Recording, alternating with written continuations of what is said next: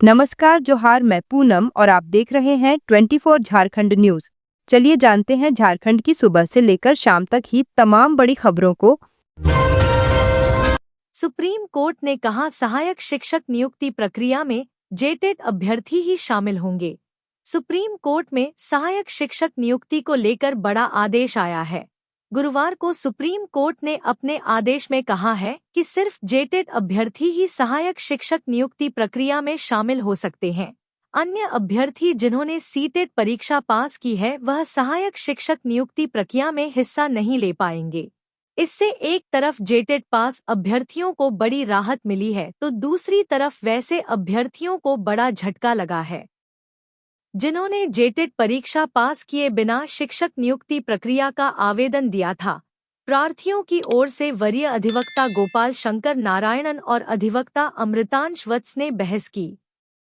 Supreme court के न्यायाधीश justice जेके महेश्वरी और जस्टिस राजेश बिंदल की खंडपीठ इस मामले में सुनवाई की। दरअसल झारखंड हाईकोर्ट ने एक मामले की सुनवाई करते हुए कहा था कि राज्य में 26,000 सहायक शिक्षकों की नियुक्ति के लिए चल रही प्रक्रिया में दूसरे राज्य के टेट पास अभ्यर्थी या सीटेट पास अभ्यर्थी भी शामिल हो सकते हैं, जिसके बाद यह पूरा मामला सुप्रीम कोर्ट पहुंचा था। एकलव्य विद्यालय के स्थल बदलने के मामले में अब 12 मार्च को होगी अगली सुनवाई। एकलव्य विद्यालय के स्थल बदलने के मामले में हाईकोर्ट में सुनवाई हुई। राज्य सरकार ने कोर्ट को बताया कि केंद्र सरकार ने बरहे में एकलव्य विद्यालय बनाने के लिए स्वीकृति दी थी, जिसके बाद ही निर्माण शुरू किया गया। इससे पहले राज्य सरकार ने सिलागाई में विद्यालय के निर्माण में आ रही परेशानियों को केंद्रीय मंत्रालय के सामने रखा था।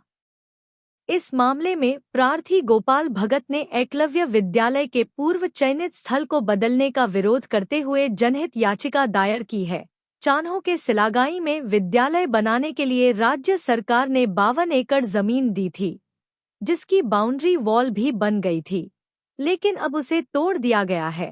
राज्य सरकार ने बताया कि बरहे में विद्यालय का निर्माण लगभग पूरा हो गया है और जल्द ही फिनिशिंग का काम पूरा कर लिया जाएगा। इस मामले में अगली सुनवाई 12 मार्च को होगी। रांची में चोरों का उत्पात। अपार्टमेंट के 4 फ्लैट्स का ताला तोड़कर उड़ा ले गए लाखों। राजधानी रांची में अब गार्ड युक्त अपार्टमेंट में भी चोर दुस्साहस दिखाते हुए चोरी की वारदात को अंजाम दे रहे हैं। ताजा मामला रांची के पुंदाग ओपी क्षेत्र के एकलव्य टावर का है। यहाँ एक साथ 4 फ्लैट का ताला तोड़कर अज्ञात चोरों ने लाखों के गहने और नगद उड़ा लिए हैं। राजधानी में चोरी की वारदात थमने का नाम नहीं ले रही है। खासकर बंद घर तो जैसे चोरों को न्योता दे रहे हैं। बंद घर में लगातार चोरी की वारदातों को अंजाम दिया जा रहा है। इस बार बंद घरों में चोरी का मामला पुंदाग ओपी क्षेत्र स्थित एकलव्य टावर का है। गुरुवार के अहले सुबह एकलव्य टावर के 4 फ्लैट्स का ताला तोड़कर चोरी की वारदात को अंजाम दिया गया है। मामले की जानकारी मिलने के बाद पुंदाग पुलिस सीसीटीवी फुटेज के आधार पर चोरों की तलाश में जुट गई है। पुंदाग ओपी प्रभारी कृष्ण तिवारी ने बताया कि चोरी के संबंध में अभी तक लिखित आवेदन नहीं आया है। सभी बंद घरों में चोरी की वारदात को अंजाम दिया गया है। मामले में अपार्टमेंट के गार्ड से भी पूछताछ की जा रही है। खेलते खेलते लापता हुई बच्ची की मिली शव। अरहर के खेत में मिला शव। गिरिडीह में बुधवार की दोपहर खेलने के दौरान लापता हुई एक बच्ची की शव मिली है। शव गुरुवार को घर से थोड़ी दूर पर स्थित अरहर के खेत में मिली है। इस घटना के बाद लोग आक्रोशित हैं। घटना गावा थाना इलाके के पिहरा पंचायत की है। मृतका स्थानीय मोहम्मद साजिद की पुत्री सायरा परवीन थी। घटना को लेकर बताया गया कि बुधवार की दोपहर में सायरा बिस्मिल्लाह बेकरी के सामने खेल रही थी।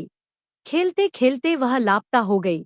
बच्ची को खोजने का प्रयास देर रात तक किया गया, लेकिन बच्ची का पता नहीं चला।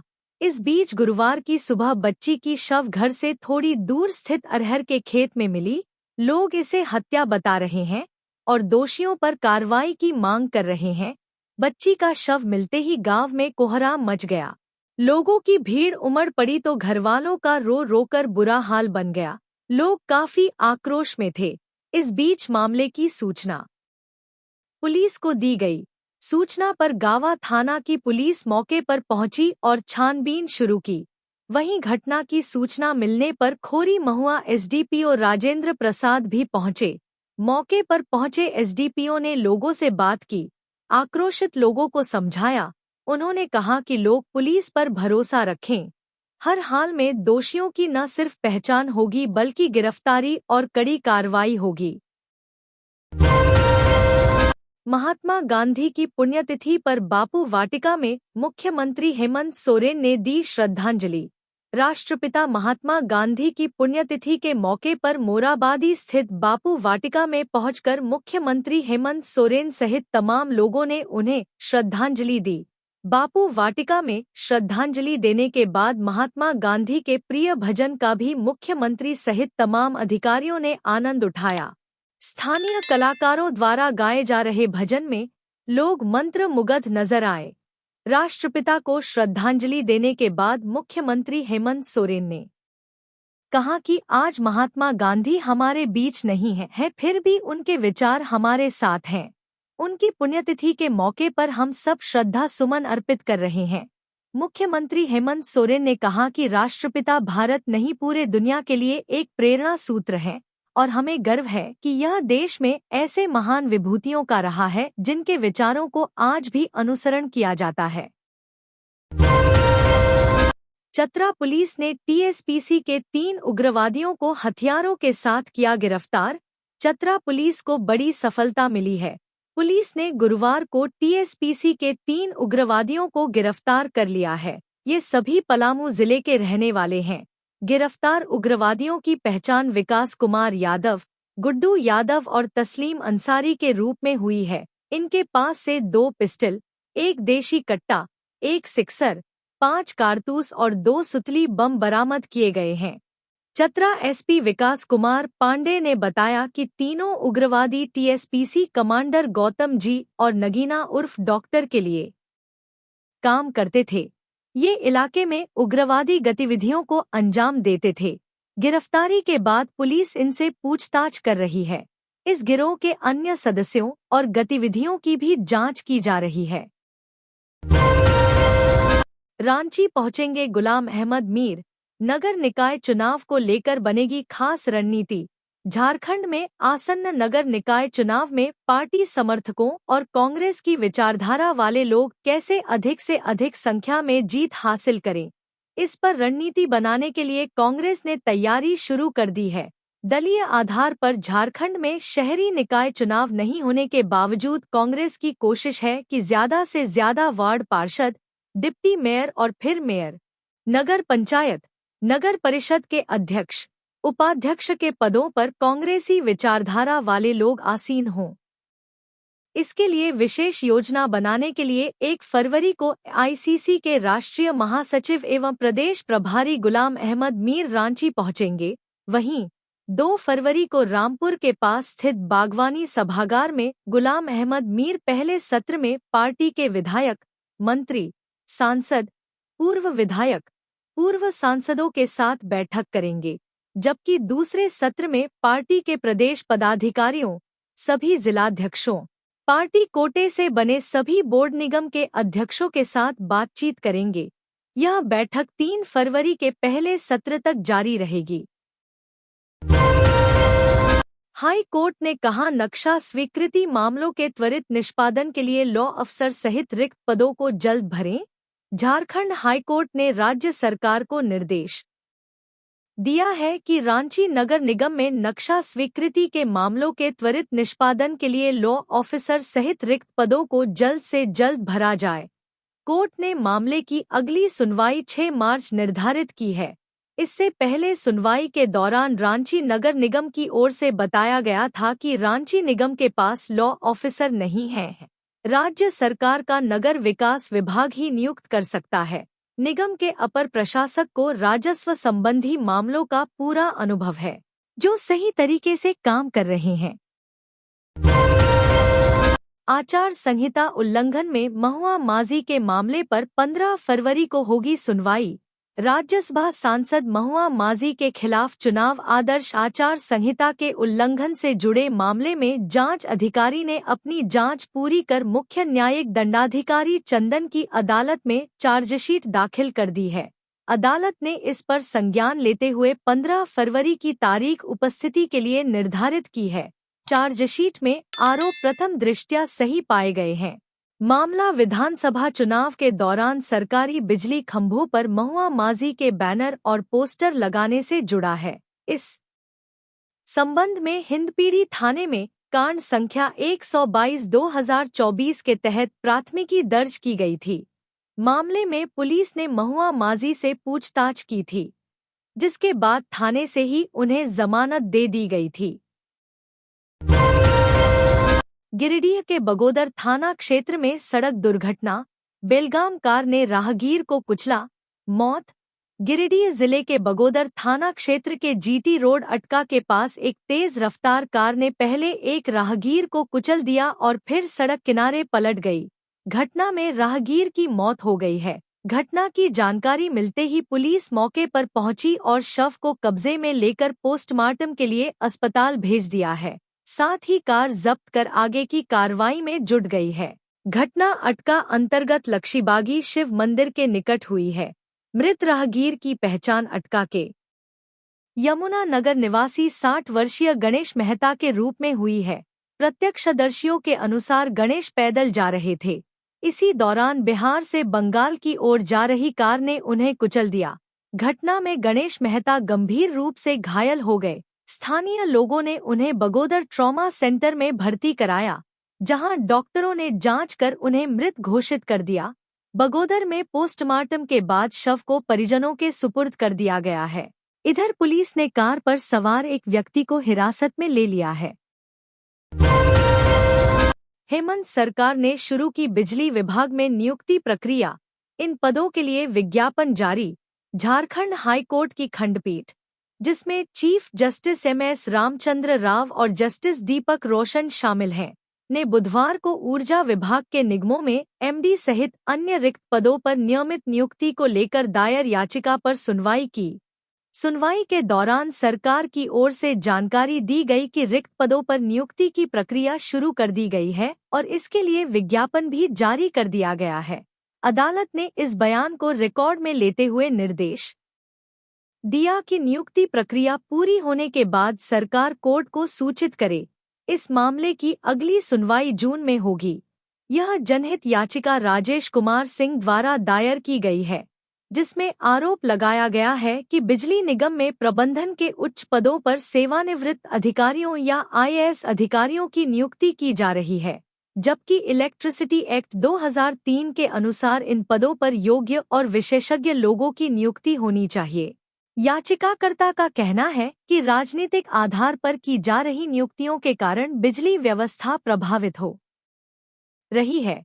इस बीच झारखंड बिजली वितरण निगम लिमिटेड ने उपभोक्ताओं से अपने घरों में प्रीपेड स्मार्ट मीटर लगवाने की अपील की है। इसके लिए हेल्पलाइन नंबर 1912 जारी किया गया है, जहां उपभोक्ता संपर्क कर स्मार्ट मीटर लगवाने से जुड़ी जानकारी प्राप्त कर सकते हैं।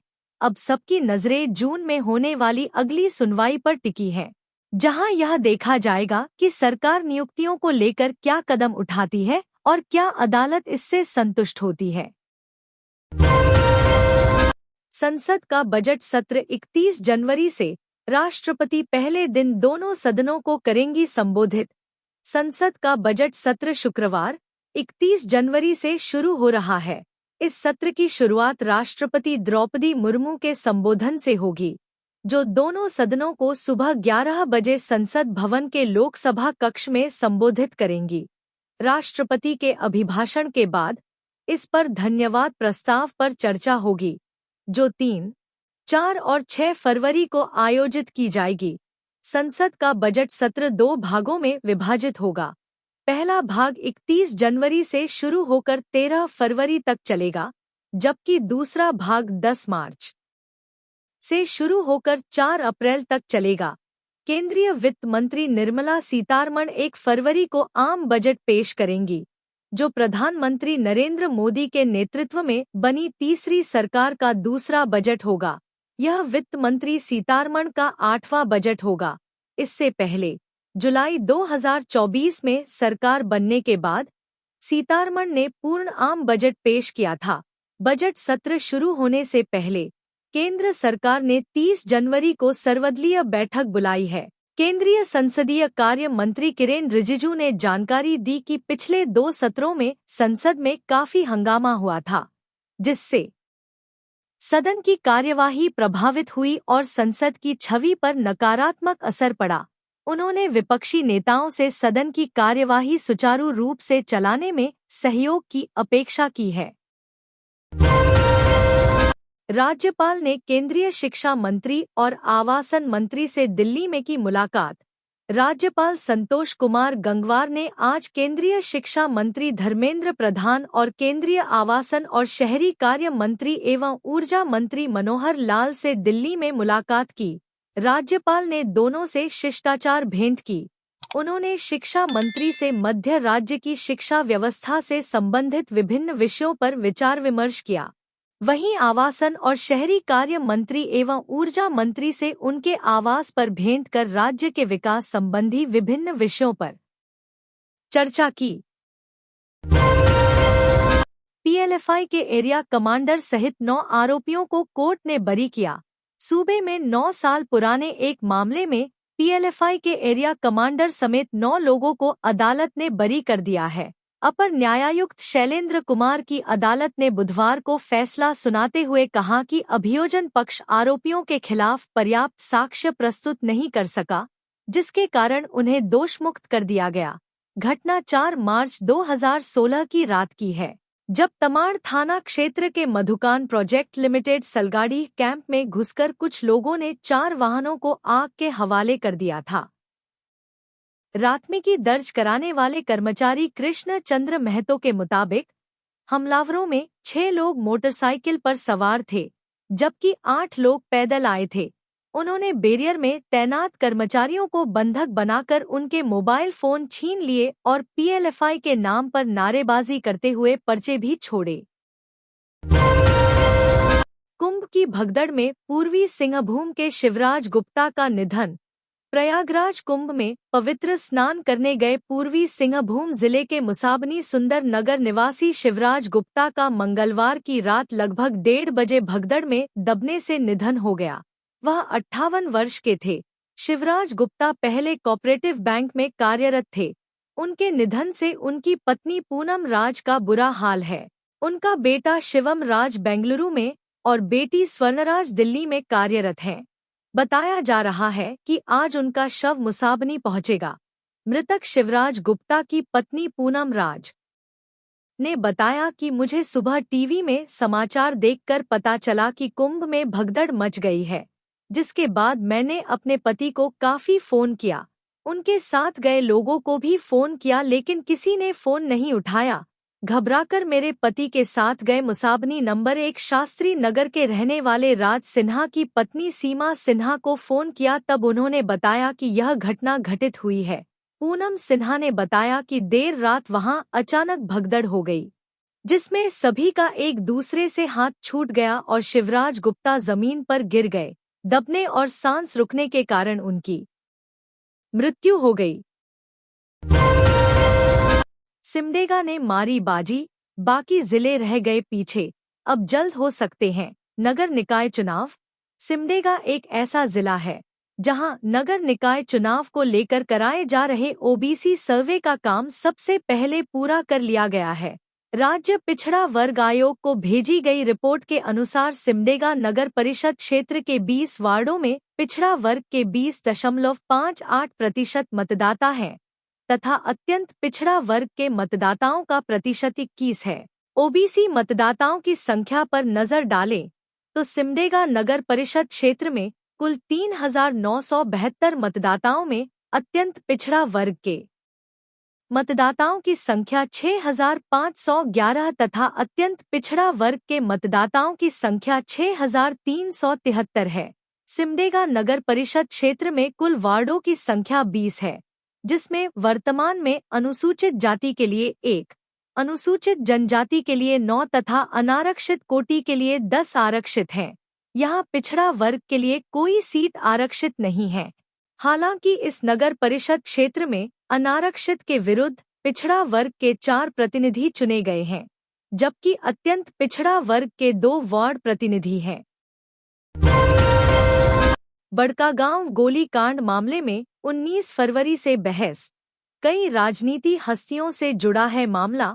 बड़कागांव गोलीकांड मामले में 19 फरवरी से बहस शुरू होगी, जिससे इस महत्वपूर्ण और संवेदनशील मामले की सुनवाई में तेजी आने की उम्मीद है। इस मामले में आरोपियों के बयान पहले ही दर्ज हो चुके हैं और अपर न्यायायुक्त विशाल श्रीवास्तव की अदालत ने बहस शुरू करने का आदेश दिया है। आरोपियों में पूर्व मंत्री योगेंद्र साव, उनकी पत्नी और पूर्व विधायक निर्मला देवी समेत 23 अन्य लोग शामिल हैं। बड़कागांव गोलीकांड में कुल 16 केस दर्ज किए गए थे, जिनमें से 13 मामलों में कोर्ट का फैसला आ चुका है। जुलाई 2022 में उच्च न्यायालय ने मामले की सीआईडी जांच का आदेश दिया था। सीआईडी जांच से ढंगा गोलीकांड से जुड़े 2 मामलों बड़कागांव थाना कांड संख्या 167 2015 और 214 2016 के पहलुओं को और गहरे से खंगाला जाएगा। यह मामला विशेष रूप से जटिल है क्योंकि इसमें कई नामी राजनीतिक शख्सियतें शामिल हैं। सीआईडी जांच से कुछ नए तथ्य सामने आ सकते हैं, जिससे मामले में नया मोड़ आ सकता है। इसके अलावा अगर नए गवाह या साक्ष्य सामने आते हैं तो वह इस मामले की दिशा को बदल सकते हैं। न्याय की उम्मीद अब इस सुनवाई के बाद सामने आए फैसले पर निर्भर करेगी। फ्लैट गिरने के मामले में प्रभावित लोगों से मिलने पहुंचे डुमरी विधायक जयराम महतो। टायो कंपनी के फ्लैट गिरने के मामले में डुमरी विधायक जयराम महतो ने प्रभावित लोगों मुलाकात की है। वह उनसे मिलने गम्हरिया पहुंचे थे। उन्होंने प्रभावित परिवारों से मुलाकात की और उन्हें हर संभव मदद का भरोसा दिलाया। विधायक जयराम महतो ने टाटा प्रबंधन के अधिकारियों से फोन पर बात की और सड़कों पर रात गुजार रहे परिवारों को तत्काल दूसरे फ्लैट में शिफ्ट करने का निर्देश दिया, लेकिन टाटा प्रबंधन के अधिकारियों ने इनकार कर दिया। इसके बाद विधायक जयराम महतो ने सरायकेला के उपायुक्त रविशंकर शुक्ला को फोन कर प्रभावित परिवारों को तुरंत उचित तरीके से व्यवस्थित करने को कहा। उपायुक्त ने आश्वासन दिया कि मामला संज्ञान में है और गम्हरिया अंचल अधिकारी को परिवारों को वहां से हटाकर दूसरे मकान में शिफ्ट करने की प्रक्रिया जल्द पूरी करने का निर्देश दिया गया है। 27 साल बाद कुंभ में अघोरी के रूप में मिला गंगा सागर। परिवार वापस लाने की जिद पर अड़ा। 27 साल पहले जो शख्स घर छोड़ गया था, अब वह कुंभ में मिला है, वो भी साधु के वेश में। वह अब अपने परिवार को पहचानने से इनकार कर रहा है, वहीं उसका पूरा परिवार उसे घर लाने पर अड़ा हुआ है। परिवार डीएनए टेस्ट की मांग कर रहा है। धनबाद के भूली स्टेशन के बगल में स्थित श्याम नगर में रहने वाले गंगा सागर यादव का पूरा परिवार उन्हें वापस लाने की जिद कर रहा है। दरअसल गंगा सागर यादव 1992 में घर छोड़कर चले गए थे। परिवार वालों ने काफी तलाश की, लेकिन उनका पता नहीं चला। फिर एक दिन अचानक पूरे परिवार की आंखों और चेहरों पर खुशी दौड़ गई जब रिश्तेदारों ने गंगा सागर का वीडियो और फोटो भेजा। गंगा सागर अब अघोरी साधु बन गए हैं। रिश्तेदार कुंभ स्नान के लिए गए थे, जहां उन्हें गंगा सागर अघोरी साधु के वेश में देखा। रिश्तेदारों ने वीडियो और फोटो बनाकर परिवार वालों को भेजा। गंगा सागर को देखकर परिवार को खुशी का ठिकाना नहीं रहा, जिसके बाद गंगा सागर की पत्नी, बेटा, भाई समेत परिवार और आसपास के करीब 10 लोग कुंभ पहुंचे। कुंभ पहुंचने पर गंगा सागर अघोरी साधु के वेश में मिले। सभी ने उनसे बात करने की कोशिश की, लेकिन पहले तो गंगा सागर परिवार वालों से बात ही नहीं करना चाहते थे। वहीं जब बात की तो उन्होंने अपने परिवार वालों को पहचानने से भी इनकार कर दिया। उन्होंने बताया कि वह बनारस के डुमरी के रहने वाले हैं। पत्नी, बेटे और परिवार के अन्य लोगों ने उन्हें काफी समझाने की कोशिश की, लेकिन वह नहीं माने। अंत में सभी वापस लौट गए। गोड्डा में 2 स्कूलों को चोरों ने बनाया निशाना। कैमरे, लेड टीवी, कागजात ले गए। गोड्डा जिले में बीती रात चोरों ने 2 विद्यालयों में चोरी की है। बलबड्डा थाना क्षेत्र के पीएन हाई स्कूल घोरीकित्ता और मेहरमा थाना क्षेत्र के दिग्धी हाई स्कूल में चोरी की घटना को अंजाम दिया गया है। पीएन हाई स्कूल घोरीकित्ता से चोर सीसीटीवी कैमरे, डीबीआर, एलईडी टीवी लेकर चले गए हैं। वहीं दिग्धी उच्च विद्यालय से महत्वपूर्ण कागजात और अन्य सामान चोर ले गए। घटना की सूचना पुलिस को दे दी गई है।